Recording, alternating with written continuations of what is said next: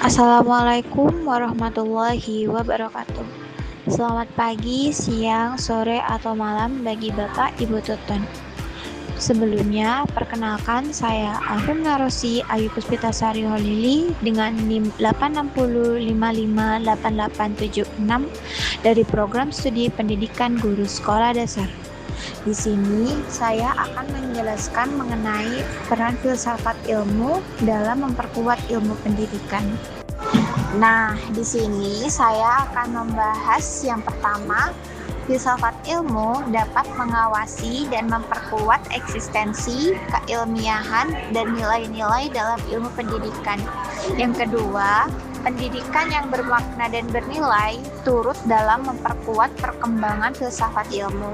Yang ketiga, filsafat dapat disebut sebagai pisau analisis baik secara ontologi, epistemologi, dan aksiologi dalam membedah persoalan-persoalan pendidikan. Dan yang keempat, contoh filsafat ilmu dalam praktek pendidikan seperti kebijakan, kurikulum, atau proses pembelajaran. Yang pertama, saya akan menjelaskan bagaimana peranan filsafat ilmu dalam mengawasi dan memperkuat eksistensi, keilmiahan, serta nilai-nilai dalam ilmu pendidikan. Yang pertama, secara ontologi, filsafat ilmu mengawasi eksistensi ilmu pendidikan yang meliputi objek kajian pendidikan, subjek pendidikan, dan bagaimana hakikat proses pendidikan itu sendiri. Yang kedua, filsafat ilmu sebagai penguat keilmiahan dalam pendidikan. Artinya, pendidikan tidak boleh hanya didasarkan pada kebiasaan atau pendapat pribadi, tetapi harus melalui observasi, penelitian, eksperimen, analisis logis, dan pengujian teori. Dan yang ketiga, filsafat ilmu sebagai penjaga nilai dan etika pendidikan. Artinya, filsafat ilmu mengawasi agar perkembangan ilmu pendidikan tidak menyimpang dari nilai kemanusiaan dan etika. Contohnya, pendidikan harus menghargai hak peserta didik, tidak diskriminatif, dan digunakan untuk kebaikan masyarakat. Dari ketiganya dapat disimpulkan bahwa ontologi digunakan untuk menjelaskan apa itu hakikat pendidikan. Epistemologi digunakan untuk menjelaskan bagaimana ilmu pendidikan diperoleh dan dibuktikan. Dan aksiologi digunakan untuk menjelaskan untuk apa pendidikan digunakan dan nilai apa yang akan dijunjung. Pada poin kedua, saya akan menjelaskan bagaimana pendidikan yang bermakna dan bernilai turut memperkuat perkembangan filsafat ilmu. 1. Pendidikan bermakna membentuk cara berpikir kritis. Dalam proses ini, peserta didik tidak hanya menghafal informasi, tetapi juga bertanya, menganalisis, mencari alasan, dan menguji kebenaran suatu pengetahuan. Yang kedua, pendidikan bernilai menjaga arah perkembangan ilmu. Dalam hal ini, pendidikan mengajarkan kejujuran ilmiah, tanggung jawab penggunaan ilmu, sikap menghargai manusia dan lingkungan, serta etika dalam mencari dan menggunakan pengetahuan. Yang nomor 3, pendidikan mendorong pengembangan pengetahuan baru. Melalui pendidikan, peserta didik dan pendidik melakukan penelitian, diskusi, serta pengembangan teori. Hal ini mendorong munculnya gagasan dan pengetahuan baru yang terus memperluas ilmu pengetahuan. Dan yang terakhir, pendidikan membantu memahami hakikat manusia dan realita. Pendidikan juga membahas manusia, kehidupan, budaya, dan realitas sosial.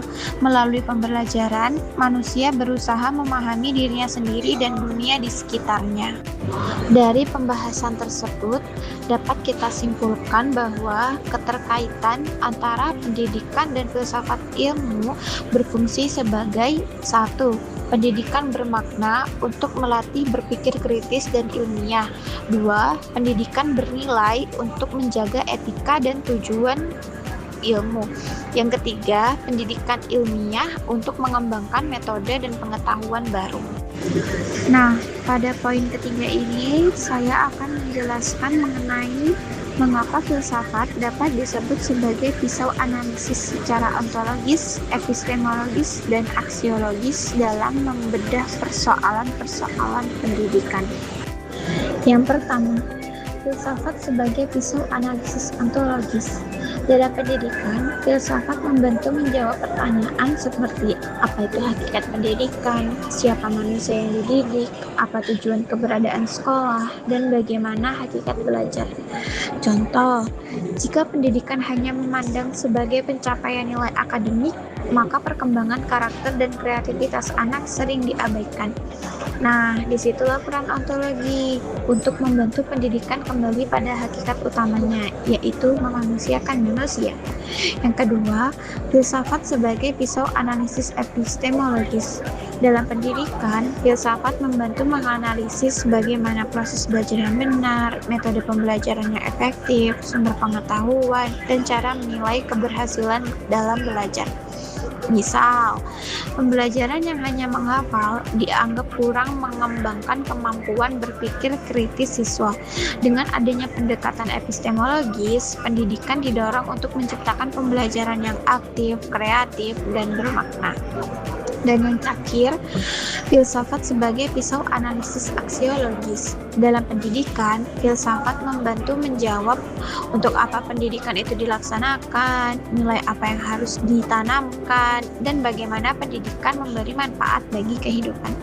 Contohnya, kemajuan pendidikan tanpa nilai dapat menimbulkan masalah, seperti penyalahgunaan ilmu, hilangnya etika, atau persaingan tidak sehat.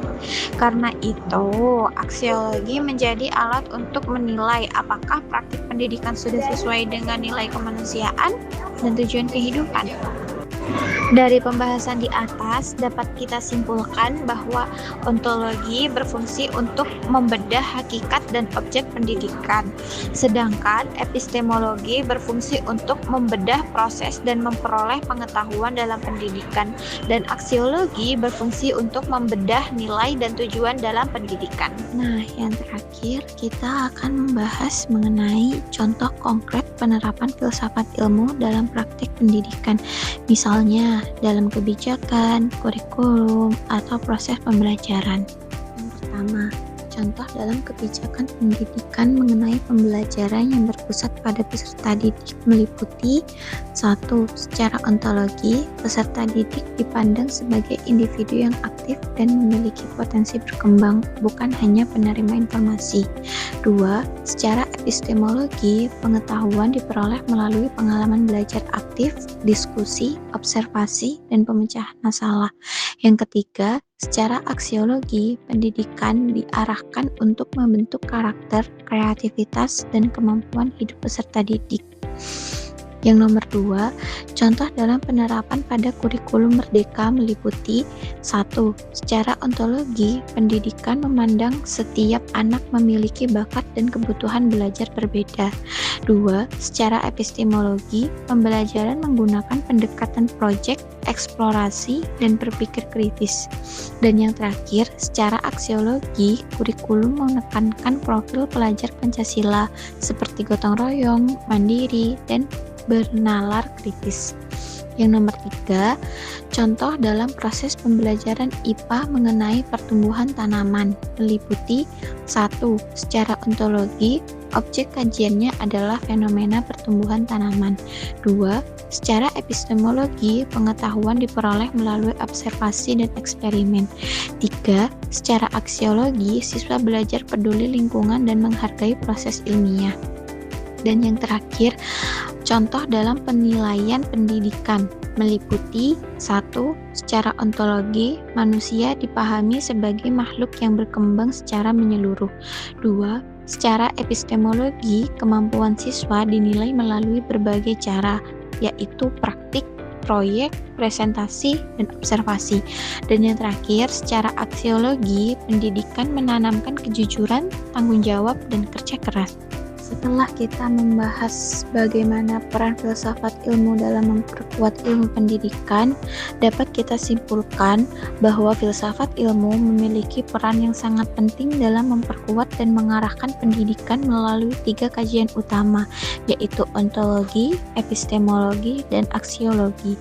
Selain itu, pendidikan juga turut memperkuat perkembangan filsafat ilmu karena mampu melatih peserta didik untuk berpikir kritis, ilmiah, dan reflektif. Filsafat juga berfungsi sebagai pisau analisis dalam membedah persoalan-persoalan dalam pendidikan. Dan pada penerapannya, filsafat ilmu dapat dilihat secara nyata dalam kebijakan pendidikan, kurikulum, proses pembelajaran, dan penilaian.